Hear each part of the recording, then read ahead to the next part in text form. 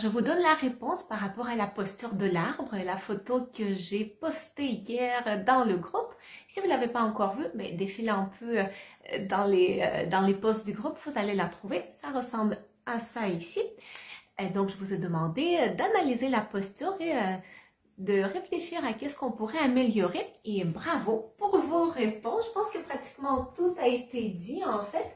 Vous avez été vraiment fort et félicitations pour cette belle participation. Je vais un peu décortiquer dans cette vidéo. Qu'en est-il avec la posture de l'arbre que j'ai publiée? Donc, ce que j'ai mis, la photo, c'était quelque chose qui ressemblait à ça. Bon, là, j'exagère peut-être un peu, mais vous avez eu raison à plusieurs niveaux, effectivement.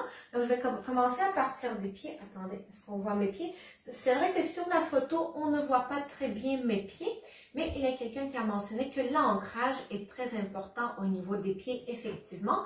Déjà, on veut s'assurer que le pied ne chavire pas vers l'intérieur ni trop vers l'extérieur. On veut avoir un bon contact au niveau des 3 points de notre pied, donc la base du gros orteil, la base du petit orteil et le talon. Donc, on ne veut pas que notre pied fasse ça hein? Quand on fait les postures d'équilibre. Donc, c'est très important, un bon ancrage.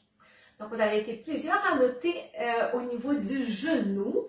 Effectivement, mon pied, j'avais fait exprès sur la photo de le placer sur le genou et ça, effectivement, c'est quelque chose absolument à ne pas faire pour pas blesser, pour pas causer trop de stress au niveau du genou.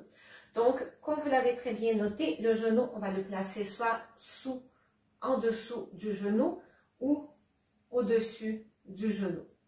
Donc, bon point pour le genou. Une autre chose par rapport au genou qui est très importante, c'est on veut éviter le genou trop en hyperextension. Dans mon cas, moi, je ne présente pas d'hyperextension au niveau des genoux. Pour les personnes qui en font, ça va être particulièrement important de garder le genou débloqué. Mais même si on n'a pas d'hyperextension au niveau du genou, c'est important quand même de garder le genou un petit peu débloqué. On ne veut pas juste complètement rester suspendu sur nos articulations, sur l'articulation en quelque sorte, en allant au maximum.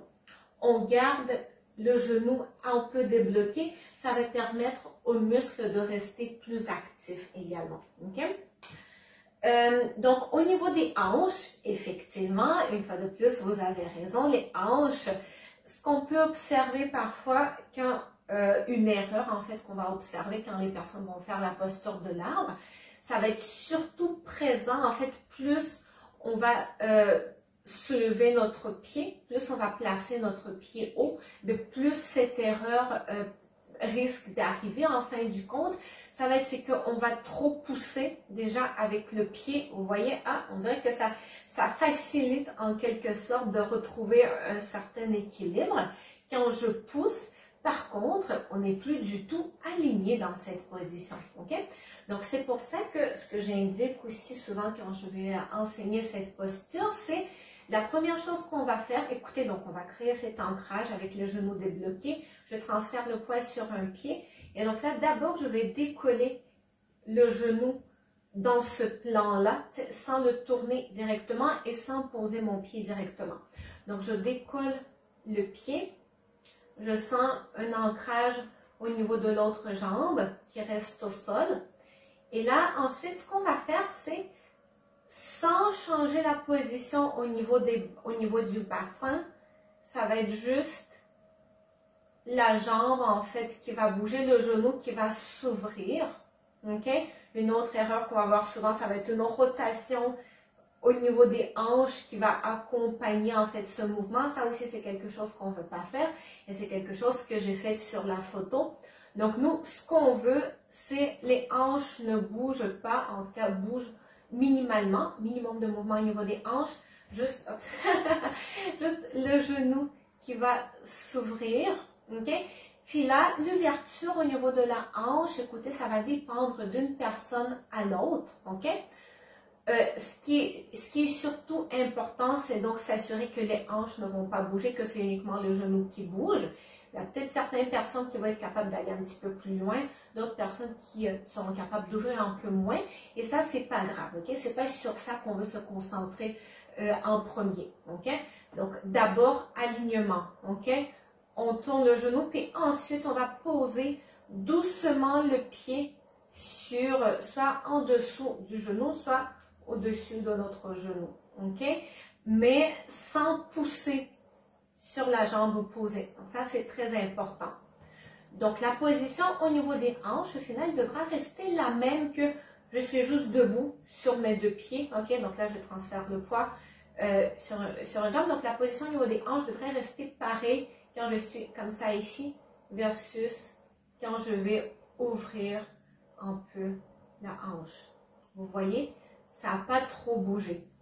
Donc ça, c'est important. J'ai été très contente de constater qu'il y a des personnes qui ont observé justement le surélèvement au niveau des épaules. Surélèvement, ça existe comme mot, et la surélévation au niveau des épaules que j'ai fait exprès de faire justement en joignant mes mains au-dessus de la tête.